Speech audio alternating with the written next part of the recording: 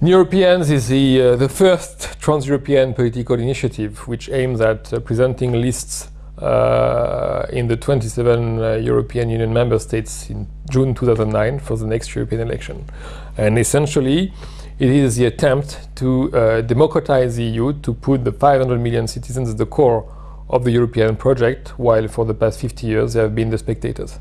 In fact, it is representing the vast majority of European citizens today, who are not anymore finding their own identity within the right or left parties in their countries, neither religious affinities. It's just aiming for 10 or 15 years to do a job. And the job is to democratize the EU, to take a system which is not democratic and to make it a democratic one. Afterwards, will come again the time for left or right or green or whatever challenges or orientations which have. But at this stage, it's a completely different story, and it has nothing to do with any religion, any existing political parties, or any kind of lobby you can name.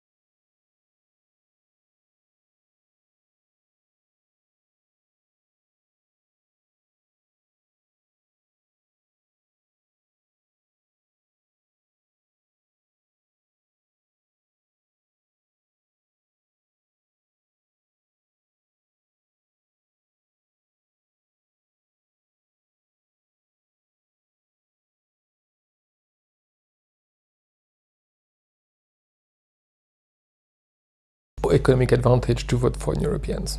That should be very clear. As a citizen, your interest is to have a democratic system where you can make a difference, can impact the decision making. And this is not something anybody will pay for you. It's up to you to do it. And this is a volunteer work, which means that you have to do it yourself, not because you will gain anything like money out of it, because this is something, if you don't fight for it, you will lose it.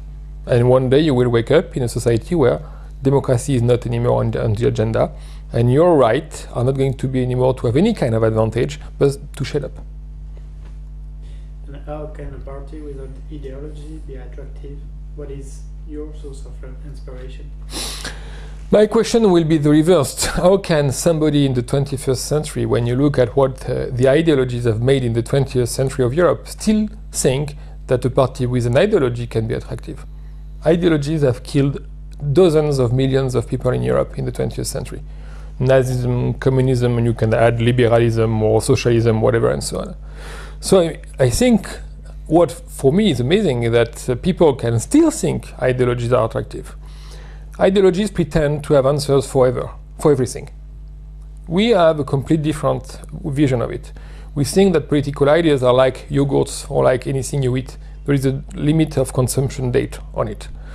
And we think that our ideas are valid and good for 10, 15, 20 years maximum, which is exactly the time during which we think that the European project has to be changed from a non-democratic one, for historical reasons, to a democratic one. We have a regime change, a transition, democratic transition to do, and that is, like any transition, only valid for a certain number of years.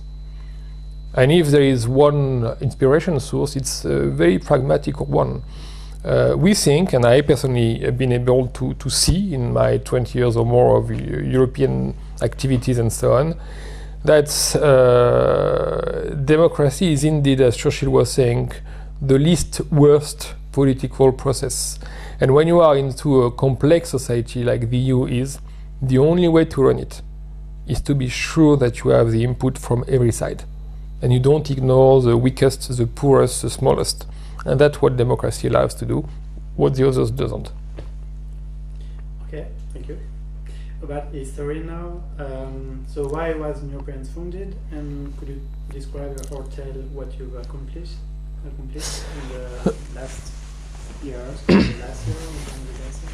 Well, Newropeans was officially founded in June 2005 after the Dutch and the French referenda to the European Constitution project said clearly no, and after the Brussels summit, which took place a few days later, showed that our political leaders had absolutely no idea about what to do, where to go, and so on.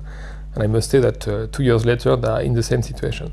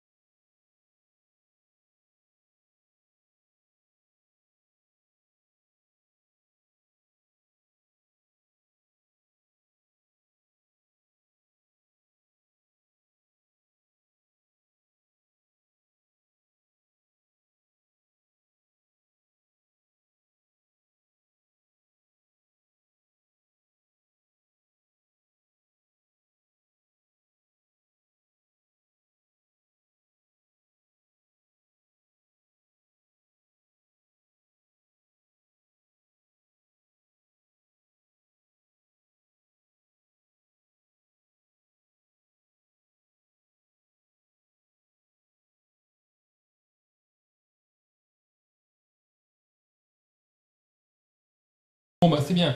Là, je pense qu'il faut vraiment mettre un gros coup sur la Pologne.